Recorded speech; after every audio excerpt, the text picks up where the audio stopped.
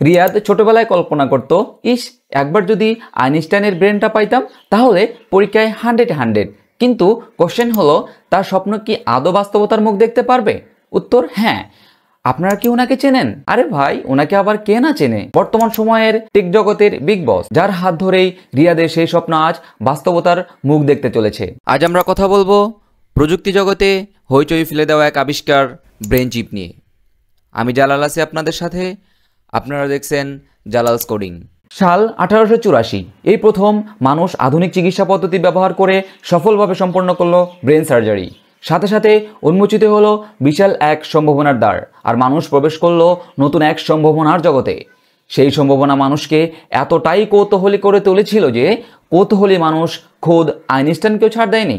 মানুষ ভাবতে শুরু করেছিল একদিন মানুষ অন্যজনের ব্রেনকে নিজের ব্রেনের সাথে অ্যাটাচ করতে পারবে এবং হয়ে উঠতে পারবে অনন্য এক বুদ্ধিমান প্রাণী। তাই তো সেদিন টমাস হার্ভে চুরি করে নিয়ে গিয়েছিল বিখ্যাত বিজ্ঞানী আইনস্টাইনের ব্রেন। কিন্তু চুরি করে কি হবে? নিজের ব্রেনের সাথে অ্যাটাচ করবে কিভাবে? টেকনোলজি এখন এতটাই অগ্রগতি সাধন করেছে যে সেই অসাধ্যকেও আজ সাধন করার পালা। ব্রেন নিয়ে এই কৌতূহল নতুন কোনো বিষয় নয়, এটি শুরু হয়েছিল আরও 7000 বছর আগে থেকে। তখন নিউরোসার্জারিকে বলা হতো ট্রেপানেশন। প্রাচীন সভ্যতা মাথা ব্যথা, খিঁচুনি এবং যুদ্ধে প্রাপ্ত আঘাতের জন্য মাথার খুলিতে গর্ত তৈরি করে চিকিৎসা করত। খ্রিস্টপূর্ব 460-এর দিকে হিপোক্রেটিস মাথার আঘাত এবং অস্ত্রোপচারের কৌশল সম্পর্কে বিস্তর লেখালেখি করেন, যা চিকিৎসা বিজ্ঞানের ভিত্তি স্থাপন করে। এজন্য তাকে মেডিসিনের জনক হিসাবে অভিহিত করা হয়। মধ্যযুগে আল জাহরাউই নামে একজন বিশিষ্ট মুসলিম আন্দালুসিয়ান শল্য চিকিৎসক ছিলেন। তিনি মেডিকেল এনসাইক্লোপিডিয়া কিতাবুত তাশরিফ রচনা করেন, যাতে অস্ত্রোপচারের কৌশলগুলির বিশদ বিবরণ অন্তর্ভুক্ত ছিল। আল জাহরাউই মাথার আঘাত, মাথার খুলির ফাটল, মেরুদণ্ডের আঘাত, হাইড্রোসেফালাস, সাবডুরাল ইফিউশন এবং মাথা ব্যথার জটিল অস্ত্রোপচার সম্পন্ন করতেন।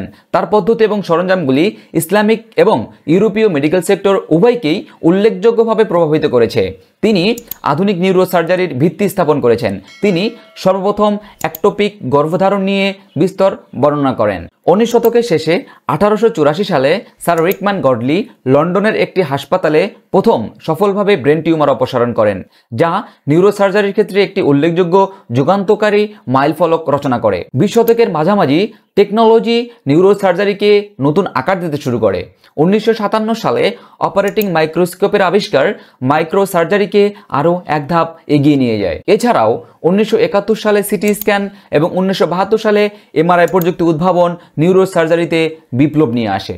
ফলে মানুষ আরও নিখুঁতভাবে ব্রেনের ফাংশনালিটি নিয়ে কাজ করার সুযোগ পায়। সেই ধারাবাহিকতায় কিভাবে মেশিনের সাথে মানুষের জ্ঞানকে একীভূত করা যায় তা নিয়ে বিস্তর গবেষণা চলতে থাকে এবং সামনে চলে আসে নিউরাল ইন্টারফেসের কনসেপ্ট, যা রোগীর আঘাত বা ফিজিক্যাল আনএবিলিটিকে কাটিয়ে উঠতে সহায়তা করে। এই ইন্টারফেসগুলি ককলিয়ায় ইমপ্লান্ট করার মতো, যা নিউরোনাল তথ্যকে কমান্ডে অনুবাদ করে কম্পিউটার বা রোবোটিক অস্ত্রের মতো এক্সটার্নাল ডিভাইসগুলির উপর নিয়ন্ত্রণ তৈরি করে। এরপর মানুষ প্রবেশ করে আরেকটি ভিন্ন জগতে, মাইক্রোচিপসের জগতে, যেখানে ডিরেক্ট ব্রেনে স্থাপনযোগ্য চিপ নিয়ে রিসার্চ শুরু করা হয়, যা মানুষের সাথে কম্পিউটারের সরাসরি যোগাযোগ ব্রিজ তৈরি করে। 2016 সালে প্রতিষ্ঠিত হওয়া কোম্পানি নিউরালিঙ্ক এই মাইক্রোচিপগুলির ডিজাইনের কাজ শুরু করে। তারা কমিটমেন্ট দিয়েছিল 2020 সালের মধ্যে চিপগুলি মানুষের ব্রেনে স্থাপন করা হবে। 2020 সালের শেষে নিউরালিঙ্ক একটি শূকরের মধ্যে লাগানো একটি প্রোটোটাইপ চিপ প্রদর্শন করে, যা স্নায়ুর অ্যাক্টিভিটি রেকর্ড এবং প্রেরণ ক্ষমতা প্রদর্শন করে। এই চিপসগুলি আসলে কিভাবে কাজ করে? লিডস বেকেট ইউনিভার্সিটির ইলেকট্রনিক ইঞ্জিনিয়ারিংয়ের সিনিয়র লেকচারার ডক্টর রোজ হোয়াইট মিলিংটন নিউজ গ্রাউন্ডকে বলেন, এই চিপগুলি মস্তিষ্ক যে বৈদ্যুতিক সংকেতগুলি তৈরি করে তা রেকর্ড করে এবং রিয়েল টাইমে সেগুলিকে প্রক্রিয়াকরণ করে। অর্থাৎ চিপগুলো মস্তিষ্কের সংকেতকে মোবাইল ডিভাইসের একটি অ্যাপে ব্লুটুথের মাধ্যমে প্রেরণ করে। চিপগুলি প্রথমত বানরের ওপর পরীক্ষা করা হয়েছে, মস্তিষ্কে উৎপাদিত সংকেতগুলিকে ব্যাখ্যা করার জন্য এবং ব্লুটুথের মাধ্যমে ডিভাইসগুলিতে তথ্য রিলে করার জন্য এটি টেস্ট করা হয়েছে। 2023 সালে চিপগুলো মানুষের ওপর প্রথম পরীক্ষা চালানোর জন্য US food and drugs administration FDA থেকে অনুমোদন পায়, যা মডার্ন টেকনোলজির জন্য বিশাল এক অ্যাচিভমেন্ট। এবং নিউরালিঙ্কের জন্য এটি ছিল অনন্য একদিন। এই চিপসগুলি ব্রেনের জন্য কতটুকু সেফ? মস্তিষ্ক একটি অত্যন্ত সংবেদনশীল অঙ্গ, তাই কোনো ইলেকট্রনিক ডিভাইস এটির সাথে সংযুক্ত করা বা এটির ভিতরে স্থাপনের জন্য সতর্কতার সাথে সাথে সূক্ষ্ম পরিকল্পনা দরকার। এ কারণেই নিউরালিঙ্ক এটি পরীক্ষা করার জন্য এত দীর্ঘ সময় পার করেছে।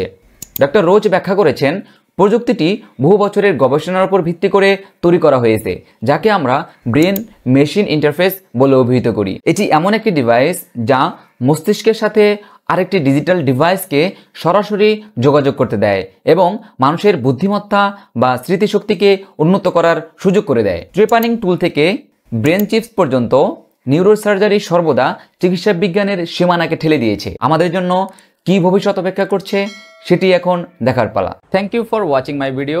ভিডিওটি ভালো লেগে থাকলে অবশ্যই একটি লাইক করবেন এবং পরবর্তী এমন আরও অসংখ্য ভিডিও দেখতে চাইলে চ্যানেলটি সাবস্ক্রাইব করে আমাদের সাথেই থাকুন।